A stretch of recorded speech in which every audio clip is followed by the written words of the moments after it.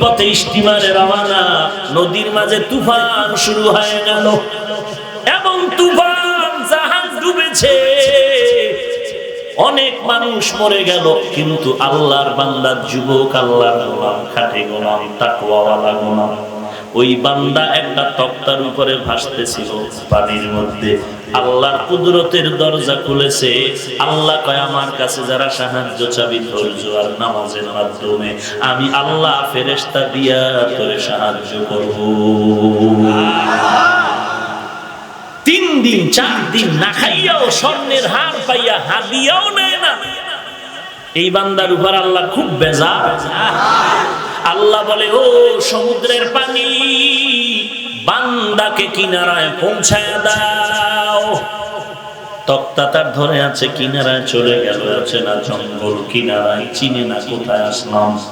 যুবক নদীর সমুদ্রের পারে পারে হাঁটে আর পথ খুঁজতেছে কোথায় যাব। হঠাৎ একটা সরু পথ পেয়ে ওই পথ দিয়া বান্দা রওনা। হেঁটে হেঁটে বহুদূর গিয়ে দেখে আল্লাহর একটা ঘর, মসজিদ দেখা যায়। মসজিদের কিনারায় নামাজ পড়ে আর নামাজের পরে বসে বসে কোরআন তেলাওয়াত করে। আউযু বিল্লাহি মিনাশ শাইতানির রাজিম, বিসমিল্লাহির রহমানির রহিম, আলহামদুলিল্লাহি রাব্বিল আলামিন, আর রহমানির রহিম, মালিকি ইয়াউমিদ্দিন, ইয়্যাকা না'বুদু ওয়া ইয়্যাকা নাস্তাঈন, ইহদিনাস সিরাতাল মুস্তাকিম, সিরাতাল লাযীনা আন'আমতা আলাইহিম, গায়রিল মাগযুবি আলাইহিম ওয়ালাদ-দাল্লিন।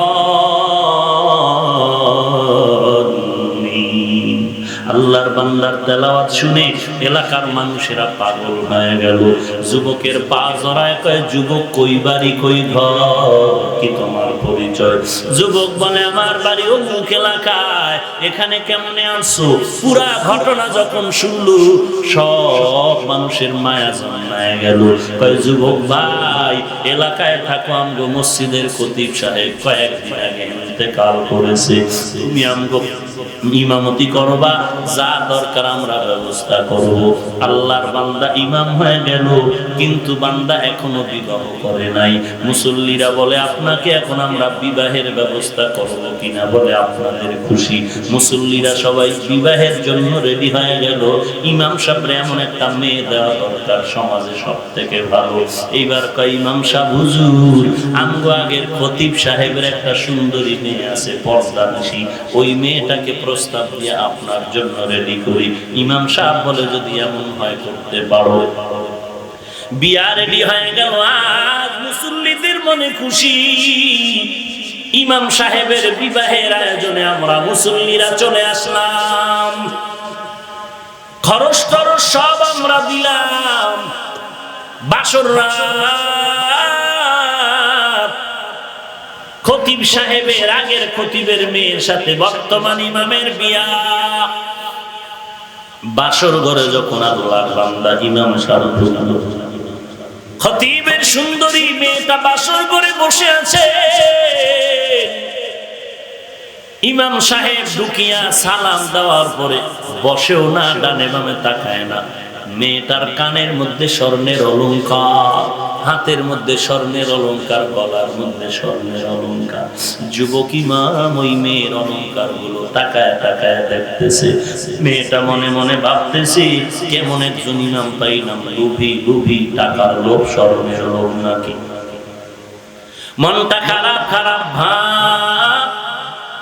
ইমাম সাহেব বুঝতে পেরে বলে, ও বিবি, মনটা খারাপ করিও না, আমি তোমার স্বর্ণের লোভী না, আমি আমার মাওলার কুদরত তাকায় তাকায় দেখতেছি। স্ত্রী দেখে বলে, কি কুদরত দেখো? বলে, তোমার গলার মধ্যে যে স্বর্ণের হার, আমার মনে হয় এই হার আমি মক্কার জমিনে হাতে পেয়েছিলাম। আল্লাহর বান্দি বিবি ডেকে বলে, বাবা, সাথে আমি হজে সফরে গিয়েছিলাম। বসো। ঠিকই বলেছো, আমার এই গলার হার আমার বাবার হাত থেকে হারিয়ে গেছে। একটা যুবক পেয়ে আমার বাবার হাতে দিল, কিন্তু হাদিয়া নেয় নাই। আমার বাবা ইন্তেকালের আগে আমার হাত ধরে পাশে বসে কাঁদেন আর বললেন, ওরে কন্যা সন্তান, ওই যুবকের যদি আমি পাইতাম, তোর মতো মেয়েটারে আমি তার হাতে আমানত রেখে যাইতাম। রে মেয়েটা, আমি পারলাম না, তুই আল্লাহর কাছে দোয়া করবি।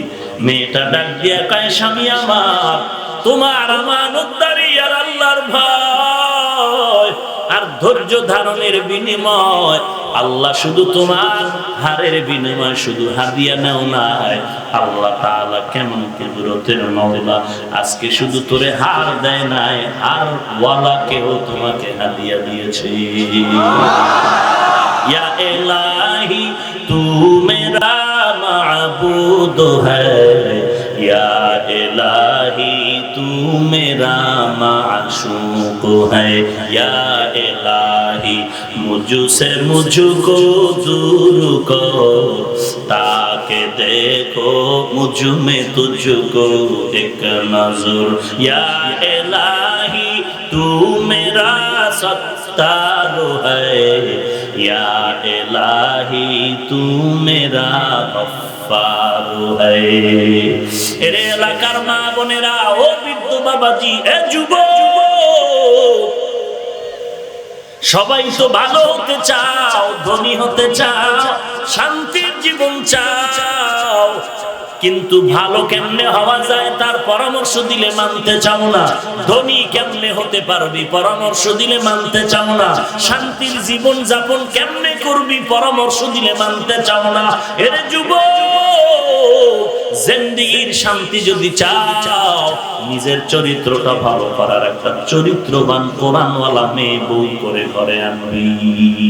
ওয়াদা কর, জীবনে কোনোদিন আল্লাহর বান্দি বউ করে আনবি, বউ করে কোরআনওয়ালা আনবি।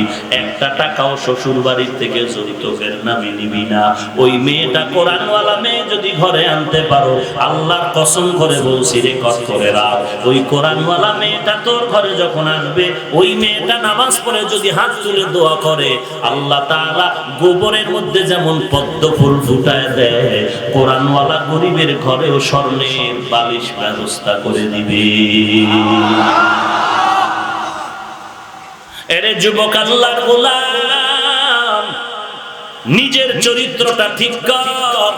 যদি কোরআনওয়ালা চরিত্রবান মেয়ে ঘরে বউ বানাইয়া আনতে চাও, আমি তোর পায়ে ধরে বলি রে যুবক, যদি ভালো চরিত্রবান কোরআনওয়ালা মেয়ে বিয়া করে বউ বানাইতে চাও, আমি পায়ে হাত রেখে বলি, পাও দুটো আগায় দে। আমি পায়ে হাত রেখে বলছি, এমন মেয়ে যদি বিয়া করে আনতে চাও, তোর বাবাও পারবে না, তোর দাদাও পারবে না, সরকারও পারবে না, দুনিয়ার কোনো ফেরেশতাও পারবে না।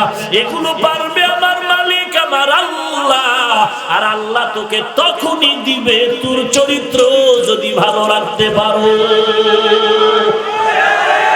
তুই অন্য কোন মেয়ের চরিত্রে কলঙ্কের দাগ বসাবি না রে যুবক। তুই অন্য কোন মেয়ের গায়ে হাত তুলবি না, চোখ দিবি না, কিছু বলবি না, চরিত্র নষ্ট করবি না। তাহলে আল্লাহর কাছে দোয়া করবি, নামাজ পড়বি, এমন একটা মেয়ে আল্লাহ তোর ঘরে দিবে, 5 দিন লাগবে না, তোর ঘরে আল্লাহ আসমান থেকে শান্তি নাজিল করবেন। আর তোর পুরো এলাকার মধ্যে এক সময় তোর মতো ভিআইপি বান্দা কেউ থাকবে না। কোরআন শরীফ দে, আমি কোরআন মাথায় লয়ে কসম খেয়ে বলে যাই, কোরআন শরীফ দে বেটা, আমি কসম করে বলছি, তুই যদি কোন মেয়ের চরিত্র নষ্ট না করো, আল্লাহর মুহাব্বতে উস্তাদের সাথে আদব রক্ষা করে চলো, মা বাবার আদব রক্ষা করে চলো, নামাজ পড়ো, ধৈর্য ধারণ করো, আল্লাহ তোকে এমন চরিত্রবান মেয়ে দান করবে, যেই চরিত্রবান মেয়েটার বরকতে তোর ঘর হবে স্বর্ণের ঘর। তুই বিশ্বাস না করলে আমার মাথায় কোরআন দিয়ে, আমি কোরআন নিয়ে কসম করে বলবো।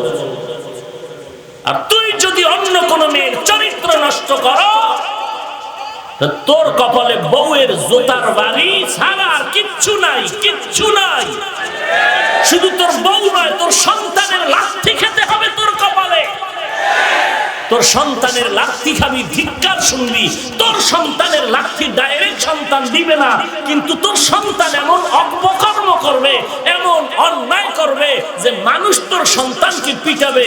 তোর সন্তানকে তোর সামনে পিটালে তোর গায়ে আর বেতের বাড়ি দেওয়ার কিছু বাকি থাকে না। আল্লাহ তোর সন্তান দিয়ে দেখাবে। তুই আর একটা মেয়ের চরিত্র নষ্ট করবি, তুই একটা দুশ্চরিত্র মেয়ে বউ পাবি। আর দুশ্চরিত্র মেয়ের সন্তান চরিত্রবান হবে না, ওটা আর এক দুশ্চরিত্র সন্তান হবে। ওই সন্তানের জ্বালায় জ্বালায় ধুকে ধুকে মরে যাবে। রোগের থেকে সুস্থ হতে চাও, বাঙালি নিমক হারাম ঔষধ খেতে চাও না। শান্তি চাও, শান্তি যিনি দেবে ওই দরবারে তুই শান্তি চাও না। তুই বিড়ি টানলে মনে করো শান্তি, দাড়ি কাটলে মনে করো শান্তি, টুপি না রাখলে মনে করো শান্তি। আমাকে বাস্তব চোখের সামনে জবাব দে, টুপি দাড়ির কারণে আমরা কি পরিমাণ অশান্তিতে আছি, আর তুই টুপি দাড়ি ছাড়া কি পরিমাণ আমাদের থেকে শান্তিতে আছো বল। যদি 1% শান্তি বেশি আছো দেখাইতে পারো, হাজারো হাজারো মানুষের সামনে আমি আমার দাড়ি টুপি এখন কেটে ফেলবো। দে, দাঁড়া দাঁড়া, সাহস থাকলে দাঁড়া। যে বল যে আমি সুদ খাইয়া ঘুষ খাইয়া আমি নারীর চরিত্র ধ্বংস করে, চুরি করে, ডাকাতি করে, দাড়ি কেটে, নামাজ বাদ দিয়া, কোরআন বাদ দিয়া আপনাদের হুজুরদের থেকে শান্তিতে বেশি আছি। আমি নামাজ রোজা সব বাদ দিব, আর আমি খুঁজে খুঁজে দেখবো তুই কি পরিমাণ শান্তিতে আছিস। সাহস থাকলে দাঁড়া, পারলে আর না পারলে শুনে নে। আল্লাহর কসম, চ্যালেঞ্জ, কোরআনওয়ালা, রসুলের আদর্শওয়ালা, টুপিওয়ালাদের মতো শান্তিতে সম্মানের পৃথিবীর আর কেউ নাই, কেউ নাই, কেউ নাই। তুই 13 রকম মাছ, 14 রকম গোশত আর 15 রকম সবজি আর 17 রকম ভর্তা দিয়ে ডাইনিং টেবিলে বসলি খাইতে, ডাক্তার কইলো একটা ছাড়া কিচ্ছু খাবি না। তোর এই কসুর খানায় কি হবে বল, কি হবে? ইলিশ মাছ দেখে জিব্বায় বাড়ি মারলি, খাইতে পারলি না, কি হবে ইলিশ মাছ দিয়া? গরুর গোশতর মজা 3 জনে জিব্বায় বাড়ি মারে, তুই কানে শুনতেছো, কপাল খারাপ, তুই খেতে পারো না, লাভ হবে কি তোর এই গোশত দিয়া? তোর এই কোটি টাকার বিল্ডিং এর কি লাভ হবে যেই টাকায় তোরে জেলখানায় ঢুকাইল? তোর এই সন্তান দিয়ে কি লাভ হবে যেই সন্তানের কারণে তোর নাক চুল কাটা গেল?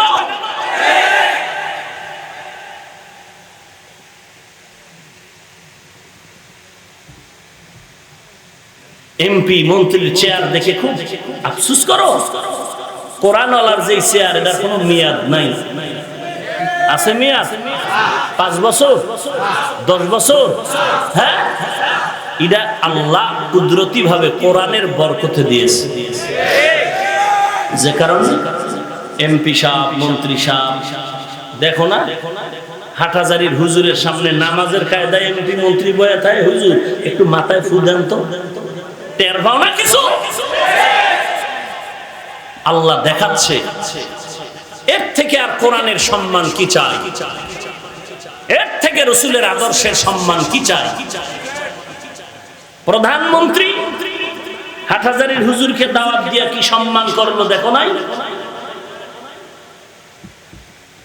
এই জন্য কি মন্ত্রী সাহেব ছোট হয়ে গেছে? হ্যাঁ, শুরুতেই বলছি মানুষের সুন্দরের নাম আদব। সুন্দরের নাম কি? আদব। যার আদব আছে তার সৌন্দর্য আছে, যার আদব নাই তার সৌন্দর্য নেই।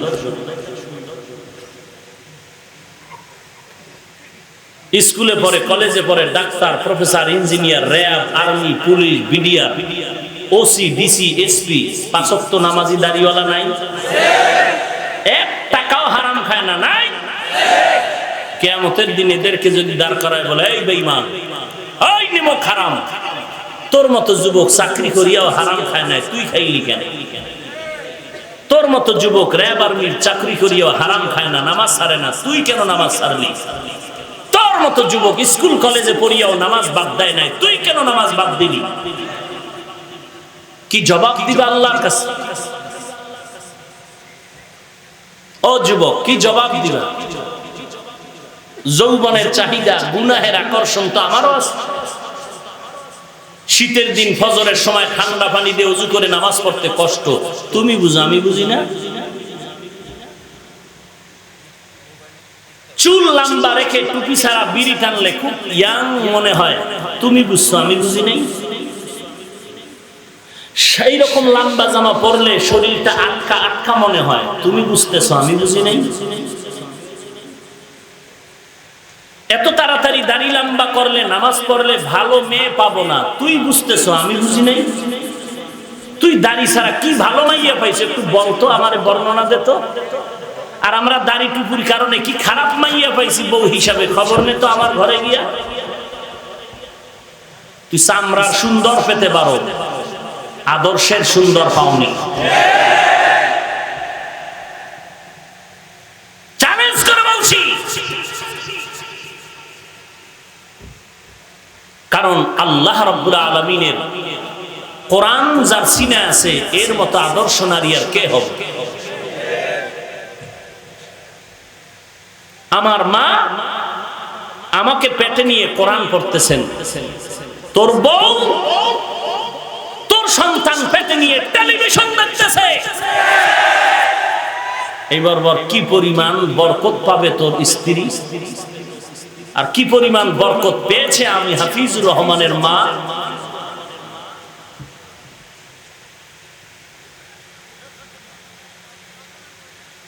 বাংলাদেশের কোন এমপি, কোন মন্ত্রী, কোন কোটিপতিও যদি বলে 500 করে টাকা দিব,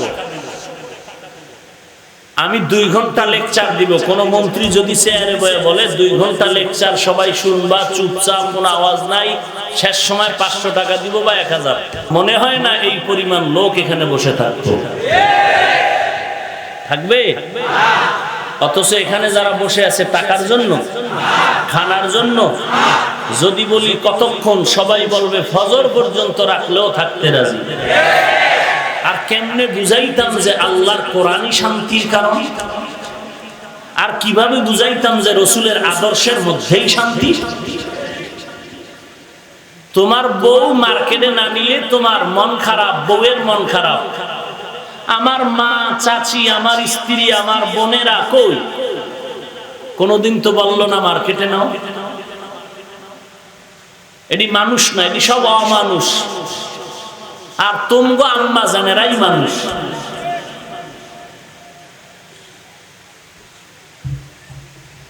বড় আফসোস, বড়ই আফসোস। আহা, আমার বাড়ি সেই কোথায় বঙ্গোপসাগর কুয়াকাটা। ও এলাকার মুরব্বীরা, আল্লাহ তো আপনাকেও সন্তান দিছেন, আপনার কি মন চায় না যে এরকম একটা ছেলের বাবা হবে? চায়, এই কারণেই বিড়ি টানেন বেশি। ওয়াজে ঢুকার আগেও বিড়ি টানছেন, নিয়ত করছেন যে মোনাজাতের পরেও টানতে টানতে বাড়ি যান। টানাটানি আর শেষ নাই। আল্লাহ আপনারে দিবে নিয়ামত, আর মানুষ নাই দেশে। রাগ করতেছেন? ও যুবক, আমি যদি শার্ট প্যান্ট টাই লাগায় একটা হারমোনিয়াম হাতে নিয়ে একতারা নিয়ে রাস্তায় রাস্তায় গান গাইতাম, কে না গান শুনতো আমার?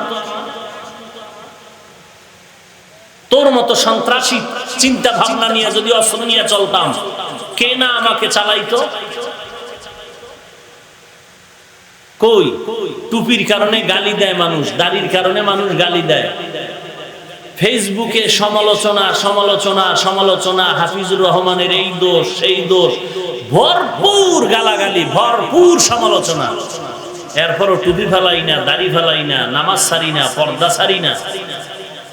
আল্লাহর কাছে কান্না করি, বুজুর্গ দেখলে জুতা সোজা করি, কান্না করি, দোয়া চাই।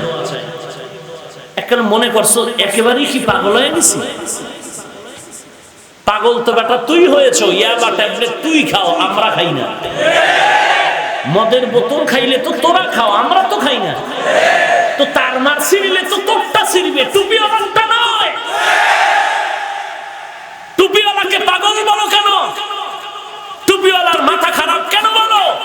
তোরা গাঞ্জা খাও, ইয়াবা খাও, তোরা মদ পান করো, মাথা খারাপ তোদেরটা হতে পারে, টুপিওয়ালারটা নয়। এত কষ্ট, এত কষ্ট, এত কষ্ট, এত ধিক্কার, এত গালি, এরপরও টুপি ফালাই না কেন? তোমারে হাতে ভাই দুইটা বলি বাবা টুপি পরো, তুমি রাজি না। আর আমারে 1 কোটি টাকা দিলেও কিয়ামত হবে, গলায় ছুরি আসবে, টুপি ফেলবো না। কারণ কি? তুইও মুসলমান, আমিও মুসলমান, তুইও যুবক, আমিও যুবক, তোর পায়ে ধরে বলি টুপি পর, তুই রাজি না, আর আমার টুপি কোটি টাকা দিলেও ফেলতে রাজি না। ব্যাপারটা কি? ব্যাপার আর কিচ্ছু না, দুনিয়ার সূর্যের গরম গরম না, গুনাহগারের জন্য যেই আগুন আল্লাহ বানাইছেন সেই গরম, কঠিন গরম সহ্য করতে পারবো না, বিদায় আল্লাহর গোলামিতে চেষ্টা করি সময় দেওয়া। আসামি পুলিশে ধরে নিছে, আত্মীয় স্বজনরা টাকা নিয়ে বলে জেলখানায় 1 মাস রাখেন, দুঃখ নাই, কিন্তু রিমান্ডে নিয়েন না। কেন? ওখানের কষ্ট সন্তান সহ্য করতে পারবে না। জমিন থেকে 9 কোটি 30 লক্ষ মাইল উপরে সূর্য, রাতের বেলা সূর্য নাই, এত গরম কেন? এত ঘাম কেন? যদি তোমার অন্তর বলে কোরআন সত্য, রসুলের কথা সত্য, তো গুনাহগারের আযাব হবে তাও সত্য। গুনাহগারের মাথার উপরে কিয়ামতের দিন সূর্য নেমে আসবে, 12টা মুখ সব নিচে থাকবে, সূর্যের গরমে মাটির জমিন তামা হয়ে যাবে। বেঈমান নাফরমানের গরমে ঘামের সমুদ্র তৈরি হবে, ঘাম ঘাম। 500 বছর দূরের থেকে জাহান্নামের গরমে চামড়া খসে খসে পড়ে যায়। কোরআনের কথা বলছি, যদি মনে বলো কোরআন সত্য, সেই গুনাহগারের আযাবটাও সত্য। আর একটা ভুল বের করে দে, একটা ভুল, কোরআনের একটা ভুল যদি বের করতে পারো, কালকে দাড়ি টুপি ফালাইয়া শার্ট প্যান্ট টাই পরে এরপরে মেয়ে দিয়া নাচ গান করবো। একটা ভুল বের কর কোরআন থেকে, কারণ কোরআন মিথ্যা, সব মিথ্যা, কোরআন সত্য, সব সত্য। তুই কেটা? তোর থেকে তোর বড় বড় দাদার গোষ্ঠী বেঈমানেরা অপচেষ্টা কম করে নাই কোরআনের ভুল বের করতে গিয়ে। কিন্তু কি হলো? হিন্দু, বৌদ্ধ, ইহুদি, খ্রিস্টান কোরআনের ভুল বের করতে গিয়ে তারা নিজেরাই মুসলমান হয়ে গেছে। তুই মুসলমানের ঘরে জন্ম নিয়া মুসলমান হতে পারলি না। রাস্তা দিয়ে হাঁটতেছে, হিন্দু হাঁটে, খ্রিস্টান হাঁটে, মুসলমানও হাঁটে। হিন্দু খ্রিস্টানের ছেলের চুল লম্বা, মুসলমান যুবকের চুল লম্বা। হিন্দুর ছেলে বিড়ি টানে, মুসলমান বিড়ি টানে। হিন্দুর ছেলের দাড়ি নাই, মুসলমান যুবকের দাড়ি নাই। হিন্দু যুবক তার শার্ট প্যান্ট টাই লাগানো, মুসলমান যুবক তারও শার্ট প্যান্ট টাই লাগানো। আমি টুপিওয়ালা রাস্তায় হেঁটে কাকে সালাম দিব? কে হিন্দু কে মুসলমান? ল্যাংটা না করলে পরিচয়ের উপায় নেই। তুমি এই মুসলমান। আর বলো টুপি না পরলে অসুবিধা কি? দাড়ি না রাখলে অসুবিধা কি? নামাজ না পড়লে অসুবিধা কি? কিয়ামতের দিন আল্লাহ যদি কইয়েই ফেলায় তোরে জান্নাতে না দিলে অসুবিধা কি? মাস্তানি সব জায়গায় করো, ইসলাম নিয়ে করিও না। বরং হুজুর দেখলে, আল্লাহওয়ালা পাইলে দোয়া চাই যে হুজুর ইসলামের উপরে তো চলা উচিত, আমি মুসলমান, শয়তানে দখল করে আছে, একটু দোয়া করে দেন, আমি চেষ্টা করতেছি আমি গুনাহের পথে যাব না। দেখো না তোর ডানে বামে কত যুবক স্কুলে পড়ে নামাজ ছাড়ে না, ড্রাইভারি করে নামাজ ছাড়ে না, কৃষিকাজ করে নামাজ বাদ দেয় না। কলেজের ছাত্র এসে আই বলে হুজুর একটু দোয়া করেন, আর নামাজ ছাড়বো না, আর দাড়ি কাটবো না, আর বেপরদায় চলবো না। প্রত্যেক দিন তুমি কেন পারবা না রে বাবা? আল্লাহর কাছে তওবা করো, আল্লাহর কাছে ক্ষমা চাও, আল্লাহর কাছে সাহায্য চাও। ধৈর্য আর নামাজের মাধ্যমে আল্লাহ সবার জিন্দেগির গুনাহ মাফ করে দিবেন। রাজি তওবা করতে? আর নামাজ ছাড়বো না, দাড়ি কাটবো না, মা বাবাকে কষ্ট দিব না, আলেম ওলামার বিরোধিতা করব না, মুরব্বির সাথে বেয়াদবি করব না, দেশের বিরুদ্ধে জাতির বিরুদ্ধে ষড়যন্ত্র করব না, 5 ওয়াক্ত নামাজ ছাড়বো না, নবীজির আদর্শের বিরোধিতা করব না, গলায় ছুরি আসলে মরে যাব তারপর নবীর বিরুদ্ধে চলবো না। তওবার জন্য যদি মুনাফিকি না থাকে, খাঁটি তওবার নিয়ত থাকে, খাঁটি তওবার নিয়ত থাকে, খাঁটি তওবার নিয়ত থাকে, রিজিকের মালিক আল্লাহ, হায়াতের মালিক আল্লাহ, ইজ্জতের মালিক আল্লাহ। অতএব ওই আল্লাহর উপরে ভরসা করে তওবার যদি খাঁটি নিয়ত থাকে, আল্লাহর মহব্বতে তওবার জন্য দুটো হাত তুলে আল্লাহকে দেখায় দাও। আয় আল্লাহ সবার হাত আপনি কবুল করে নেন। আয় আল্লাহ সবার তওবা কবুল করে নেন। তওবার উপরে মজবুত হয়ে চলার তৌফিক দান করে। আয় আল্লাহ নবীজির সুন্নতের আমলওয়ালা জিন্দেগি দান করেন। আয় আল্লাহ আপনি আমাদের সবাইকে দ্বীনের খাদেম হিসেবে কবুল করেন, আমিন। আলহামদুলিল্লাহি রাব্বিল আলামিন। রব্বানা যালামনা আনফুসানা ওয়া ইল্লাম তাগফির লানা ওয়া তারহামনা লানাকুনান্না মিনাল খাসিরিন। ইয়া আরহামার রাহিমিন, ইয়া আরহামার রাহিমিন, ইয়া আরহামার রাহিমিন। রব্বিরহামহুমা কামা রাব্বায়ানি সগীরা। রব্বিরহামহুমা কামা রাব্বায়ানি সগীরা। আয় আল্লাহ তাআলা কুদরতের নজর দিয়ে দেখেন এ বিশাল ময়দানে কত উলামায়ে কেরাম হাজির, কত সাদা দাড়িওয়ালা হাজি সাবরা হাজি, কত ব্যবসায়ী, কত চাকুরিজীবী, কত ছাত্র ভাই, কত যুবক, পর্দার আড়ালের কত মা বোনেরা হাত তুলেছেন রে আল্লাহ। মেহেরবানি করে আমাদের জিন্দেগীর সব গুনাহগুলো মাফ করে দেন আল্লাহ। আয় আল্লাহ মাহফিল আপনি নাজাত ও হেদায়েতের ওসিলা বানায় দেন। উলামায়ে কেরামদের আলোচনার ভুল ত্রুটি ক্ষমা করে দেন। নবীজির সুন্নতের আমলওয়ালা জিন্দেগি দান করেন। আয় আল্লাহ গুনাহের প্রতি ঘৃণা জমায়া দেন। আয় আল্লাহ প্রত্যেকটা যুবক, বৃদ্ধ, উলামায়ে কেরাম সবার আমিন কবুল করে নেন। আয় আল্লাহ কামাই রুজি ব্যবসায় হালাল ভাবে বরকত বাড়ায় দেন। আয় আল্লাহ তাআলা ঘরে ঘরে শান্তি দান করেন আল্লাহ। মা বোনদের পর্দা নিশি আবেদা বানায় দেন। ছেলে সন্তান নেককার বানায় দেন। প্রত্যেকটা মা বাবাকে নেককার সন্তানের মা বাবা হওয়ার তৌফিক দান করেন। আয় আল্লাহ স্বামী স্ত্রী, মা বাবা, সন্তান, উস্তাদ, ছাত্রের মাঝে মোহাব্বত বাড়ায় দেন। নবীজির সুন্নতের আমলওয়ালা জিন্দেগি দান করেন। সমস্ত মাদ্রাসা মসজিদ গুলো কবুল করে নেন। অন্যান্য শিক্ষা প্রতিষ্ঠানগুলো নবীজির আদর্শওয়ালা বানায় দেন। আয় আল্লাহ দ্বীনের খাদিম হিসাবে আমাদের কবুল করে নেন। আয় আল্লাহ দুনিয়াতে শান্তি দান করেন। মুসলমানের ঈমান আমল হেফাজত করেন। বাংলাদেশ শান্তির দেশ বানায় দেন। দেশের জন্য, দ্বীন রক্ষার জন্য যারা জীবন দিয়েছে তাদের মাফ করে দেন। এখনো যারা চেষ্টা করে আপনি কবুল করেন আল্লাহ। প্রশাসনিক ভাবে যারা কাজ করে দিনদার বানায় দেন। অন্তর থেকে রিয়া, হাসাদ, কিবির দূর করে ইখলাস দান করেন। আয় আল্লাহ সহিভাবে কোরআন পড়ার তৌফিক দান করেন। 5 ওয়াক্ত নামাজ বা জামাত আদায়ের তৌফিক দান করেন।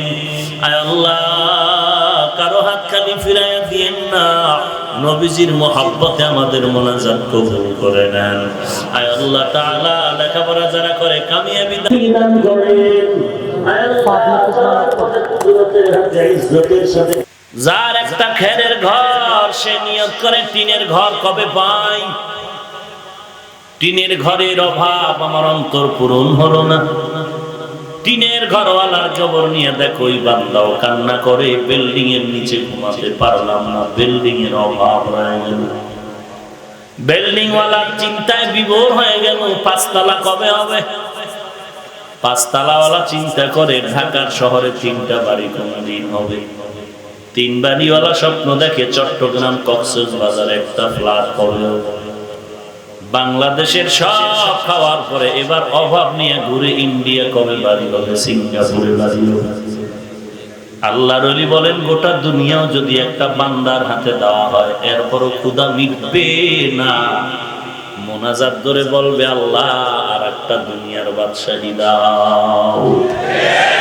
हकीकत से तो दुनिया बेखबर है, दुनिया की नुमाइश पर नजर है।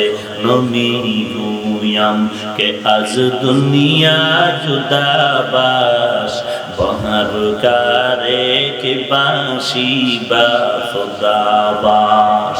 जिसते दुनिया আজ খোদা মা তোরে খানা দিল, তুই মায়ের এত পাগল হয়ে গেলি। তোর মা তো তোরে কথা বলার শিখায় নাই। ও বান্দা তোরে তো হাঁটা তোর মায়ে শিখায় নাই। হাঁটার শক্তি দিলাম আমি আল্লাহ, আমি আল্লাহ কথা বলার শক্তি দান করলাম। আমি আল্লাহ তোর এত সুন্দর চেহারাটা দান করলাম। তুই যখন মাকে মা বলে ডাকো কোনো বাধা নাই, আব্বাকে আব্বা বলে ডাকো বাধা নাই। তবে আমি আল্লাহ তোর মা চায় তুই বারবার মা মা বলে ডাক, তোর আব্বা চায় তুই বারবার আব্বা আব্বা বলে ডাক। আমি আল্লাহর ছেলে নাই মেয়ে নাই, লাম ইয়ালিদ ওয়া লাম ইউলাদ। আমি আল্লাহ কাউকে জন্ম দেই না, কারো থেকে জন্ম নেই নাই। আমি আল্লাহ বানাইছি তোদেরকে মানুষ। তুই আব্বা ডাকো আম্মা ডাকো, আমি আল্লাহর কি কুদরতি অন্তর চায় না তুই একবার আল্লাহ বলে ডাক দিবি। আমি আল্লাহ কুদরতির নজর দিয়ে তাকায় থাকি রে গোলাম। আব্বাকে ডাকো বাধা নাই, মাকে মা বলে ডাকো বাধা নাই। ফাঁকে ফাঁকে তুই যদি একবার আল্লাহ বলে ডাক দেও, আমি আল্লাহ খুশি হয় তোর জিন্দেগির গুনাহ মাফ করে তোর নামটা জান্নাতের খাতায় লিখে দিতাম।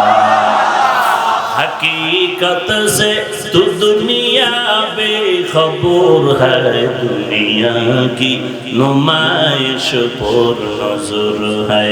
नमी गुयाम के आज दुनिया जुदा बाश, बहर कारे के बाशी बा खुदा बाश। আল্লাহ বলেন আমার কোনো পিছুটান নাই, কারণ আমার খানা নাই, আমি খাই না ঘুমাই না। লা তাখুযুহু সিনাতু ওয়ালা নাওম। আমি আল্লাহর ঘুম নাই তন্দ্রাও নাই, আমি আল্লাহর খানাও নাই, আমি আল্লাহর ছেলে নাই মেয়ে নাই। একমাত্র আমার আপন হলো আমার বান্দা।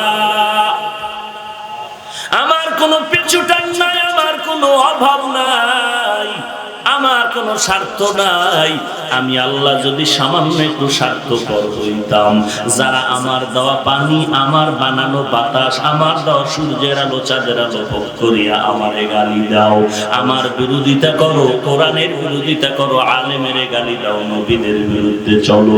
আমি আল্লাহ যদি একটু স্বার্থপর হইতাম, আমি আল্লাহ তোরে ঘুমের ঘরে গলা টিপে হত্যা করে ফেলতাম। আমি আল্লাহ রাগ করিয়া তোর পানি বন্ধ করে দিতাম, বাতাস বন্ধ করে দিতাম, খানা বন্ধ করে দিতাম। আমি আল্লাহ রাগ করে পানিও বন্ধ করি নাই, বাতাস বন্ধ করি নাই, খানাও বন্ধ করি নাই। বরং আমি আল্লাহ মোহাব্বতের নজর দিয়ে তোরে ডাকতে থাকি, আয়। আমি আল্লাহ প্রতিদিন প্রথম আসমানে এসে হাজির হয়ে যাই, উদউনি আস্তাজিব লাকুম। এরে বান্দা আমাকে ডাকার মতো ডাক, আমি জবাব দেওয়ার জন্য তৈয়ার। আমি আল্লাহ প্রথম আসমানে হাজির। এরে বান্দা কার কি প্রয়োজন, অন্তর ভরে চাইতে থাক, আমি আল্লাহ দেওয়ার জন্য রেডি হয়ে আছি। আমার কাছে চাইতে দেরি পাইতে দেরি হবে না। ওরে অনেকে বলে হুজুর চাওয়ার মতো কম চাইলাম না তো, কিন্তু পেলাম না তো পেলাম না। আল্লাহ বলেন কেমনে চাইছো, চাওয়ারও পদ্ধতি লাগবে। বিসবরি ওয়াস সালাহ, দুই না জিনিসের মাধ্যমে আল্লাহর কাছে চাইতে হবে। এক নম্বরে ধৈর্য, দুই নম্বরে হলো নামাজ। এক নম্বরে ধৈর্য, দুই নম্বরে নামাজ। এই দুই জিনিস, এই দুইটা গুণ অর্জন করে যদি চাও, নামাজের সালাম ফিরায় দেখবি তুই যা চেয়েছো তা পেয়ে গেছিস। চাওয়ার মতো চাও, ধৈর্য ধারণ করো, কান্না করো, নামাজ আদায় করো। যুবক মসজিদের বারান্দায় বসে কান্না করে, ইমাম সাহেব বলে কাঁদো কেন? যুবক বলে আমি অনেক টাকা ঋণ হয়ে গেলাম, আদায় করতে পারি না, রাস্তায় নামলে মানুষ আমারে গালি দেয়। ইমাম সাহেব বলে নবীজির দেওয়া তাবিজ ব্যবহার করেন, থাকবে না। কি তাবিজ? বলে নবীজি দোয়া শিখায় গেছেন, দোয়াটা পড়, আল্লাহুম্মা কফিনি বিহালালিকা আন হারামিক ওয়া আগনিনি বিফাজলিকা আম্মান সিওয়াক। যুবক বলে হুজুর দয়া করে ক্ষমা করবেন, এই দোয়া আমি শিখি নাই, পড়তেও পারবো না। ইমাম সাহেব বলে তো আরো ছোট্ট আকারে একটা তাবিজ আছে নবীর শিখানো, পড়, ইস্তেগফারের আমল, আস্তাগফিরুল্লাহাল আযীম, আস্তাগফিরুল্লাহাল আযীম, আস্তাগফিরুল্লাহাল আযীম। এই আমলটা চালু রাখ, আল্লাহ কুদরতি ভাবে তোর ঋণ আদায়ের ব্যবস্থা করে দিবে। আর নগদ একটা পরামর্শ নাও, তোমার এখান থেকে বহুদূর একটা জঙ্গলের কিনারায় বড় লোকের বাড়ি আছে, ওই বাড়িতে গিয়া বড় লোকের কাছে যদি হাত বিছাইতে পারো, অল্প যদি দেয়, তুমি অনেক কিছু পেয়ে যাবা, তোমার ঋণ আদায় হবে, সংসার চলার রাস্তা হবে। যুবক ইমামের কথা শুনিয়া কদম দিয়া কষ্ট করে করে করে করে জঙ্গল পেরিয়ে ওই বড় লোকের বাড়ি হাজির। বাড়িতে যাওয়ার পর সকালবেলা গিয়ে যখন হাজির হয়ে গেল, শুনে বাড়ির মধ্যে কান্নার আওয়াজ, সবে মাত্র ওই বড় লোক দুনিয়া থেকে বিদায় হয়ে গেছে। যুবকের মনটা খারাপ হয়ে গেল, কপাল আমার খারাপ, ইমামের পরামর্শ নিয়ে তো কষ্ট করে আসলাম।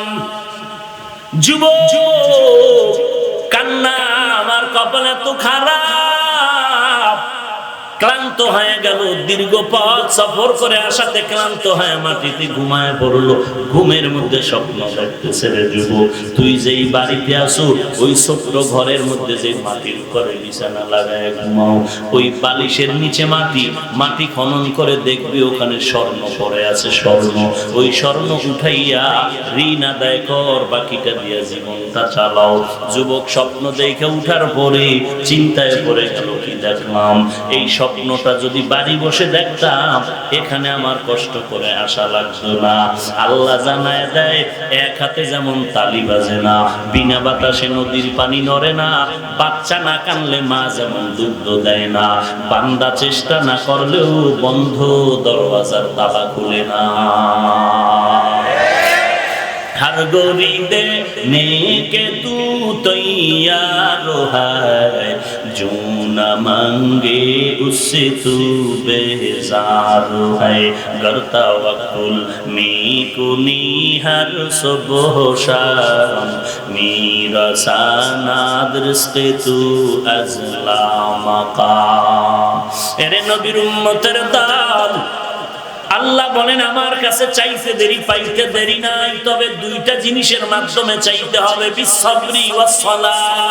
এক নম্বরে ধৈর্য, দুই নম্বরে হলো নামাজ। ধৈর্য আর নামাজের মাধ্যমে চাও, আল্লাহ তাআলা দরজা খুলতে দেরি করবে না রে গোলাম। ধৈর্যের সাথে চাইবা, আল্লাহ দরজা খুলে দিবেন। ওরে আল্লাহর গোলাম, সফরে রওনা হয়ে গেল, বান্দা মক্কায় হজে গেল। হজে যাওয়ার পরে বান্দা যুবক মানুষ এমন গরিব অবস্থা হয়ে গেল, দুর্ভিক্ষ চলে মক্কার জমিনে, খানা নাই, পানি নাই, এত কষ্টের জীবন ওই মক্কার জিন্দেগি। আল্লাহর বান্দা যুবক, খানা নাই, যা টাকা নিয়েছিল তাও শেষ হয়ে গেল, এখনো সফর শেষ হয় নাই। ওরে নবীর উম্মতের দল, বান্দা হোটেল থেকে, ঘর থেকে বাইতুল্লাহ রওনা, দুর্ভিক্ষ চলতেছে। হঠাৎ রাস্তায় হাঁটতে গিয়ে দেখে একটা স্বর্ণের হার মক্কার কিনারায় রাস্তায় পড়ে আছে। আল্লাহর বান্দা একদিন দুদিন না, বহুদিন ধরে না খেয়ে আছে, হঠাৎ করে স্বর্ণের হার পাইয়া দিলটা খুশি, কিন্তু ধরে না। কার জিনিস ধরিয়া আবার আমানত রক্ষা করতে না পারলে আমার জাহান্নামে যেতে হবে। যুবক না ধরিয়া সামনে চলে গেল, আবার ব্যাক করলো। আমি যদি পাই, আমি যদি আমানত রক্ষা করে জায়গা মতো দিতে পারি ভালো হবে, কিন্তু কোন চোর ডাকাতে পেলে তো নষ্ট করে ফেলবে। যুবক এই চিন্তা করে স্বর্ণের হাটটা হাতের মধ্যে নিয়ে নিল। নেওয়ার পরে তার হোটেলে নিরাপদে জায়গায় রেখে আবার ঘুরতেছে, কার হাতকে যেন তালাশ করে তারে ধরে নিয়ে যাও। হঠাৎ যুবক হাতটা ঘরের মধ্যে রেখে মক্কার কিনারায় এসে শুনতেছে কে যেন এলান করে। খুঁজিয়া দেখে এক পাগড়িওয়ালা আল্লাহর বান্দা চিল্লায় বলে, স্বর্ণের একটা হার আমার হারিয়ে গেছে, কেউ যদি পাও একটু আমাকে দাও, আমি তোমাকে 100 দিরহাম হাদিয়া দিব। দুর্ভিক্ষের সময় যুবকের পেটে খানা নাই, বড় কষ্টের জীবন। আল্লাহর বান্দা পাগড়িওয়ালার হাত ধরে বলে চলে। আল্লাহর বান্দা যুবক পাগড়িওয়ালাকে নিয়ে নিজের হোটেলে গিয়ে বলে, এই জিনিসটা আপনার নাকি? বলে হ্যাঁ। নিয়ে যান। যখন নিয়ে হাতের মধ্যে দিয়ে দিল, যুবক দৌড়াইয়া সেজদায় পড়ে কান্না শুরু করলো, আল্লাহ তোমার দেওয়া আমানত আমি রক্ষা করতে পেরেছি, তুমি আমাকে মাফ করে দাও। ওই পাগড়িওয়ালাকায় যুবক দাঁড়াও, আমার ওয়াদা তোমাকে কিছু হাদিয়া দিব। বলে না না, হাদিয়া নেওয়া যাবে না, বিনিময় চাই না, এটা আমার দায়িত্ব, আমি পেয়েছি, আবার যার কাছে পৌঁছায় দাও, এটা আমার দায়িত্ব, এর বিনিময় চাই না। আল্লাহ যদি কিছু দেয় হাসরের ময়দানে চাই। পাগড়িওয়ালা বলে হাদিয়া নেওয়া তো সুন্নাত, হাদিয়া কি নিবা না? বলে সব সময় হাদিয়া নেওয়া চলে না, শুধু রমজান মাস আসলেই যে হাফেজ সাহেবের হাদিয়া দিবে আর 11 মাস খবর নেবেন না, উদ্দেশ্য ভালো না। সব সময় বান্দা আলেম ওলামা কোরআনওয়ালার হাদিয়া তো শুধু রমজান না, 24 ঘন্টা সেকেন্ডে সেকেন্ডে সেকেন্ডে ইমামের হাদিয়া। ভালো ফল হয়েছে, ভালো ফল প্রথম ইমাম সাহেবকে খাওয়াও, কারণ তার হাত পাক, তার জিহ্বা পাক, তার দোয়া করলে কবুল হয়ে যায়। তোমার স্বার্থে আঘাত লাগলে তুমি ইমামরে ধমক দাও, আর ইমামের স্বার্থে আঘাত বেতন বাকি, কত মানুষ গালাগালি করে, এরপর ইমাম বদদোয়া করে না। যখন মোনাজাতে হাত তুলে ফেলে আল্লাহর কাছে দোয়া করে, আল্লাহ এলাকারে শান্তি দাও, অসুস্থ রোগী সুস্থ বানাও, যারা ব্যবসা করে বরকত বাড়ায় দাও, ও আল্লাহ যার মা বাবা কবরে তাদের কবর জান্নাত বানায় দাও। এরে নবীর উম্মত, এমন মানুষ বারবার গালি দিলা, বেতন দিলে না, তারপরও তোমার মা বাবার জন্য দোয়া করে, এই বান্দারে হাদিয়া দিবা না? বলো কাকে দিবা? এরে নবীর উম্মতের দাল যুবক বলে হাদিয়া দেওয়া যাবে না। দৌড়াইয়া চলে গেল শুকরানা নামাজ আদায় করার জন্য।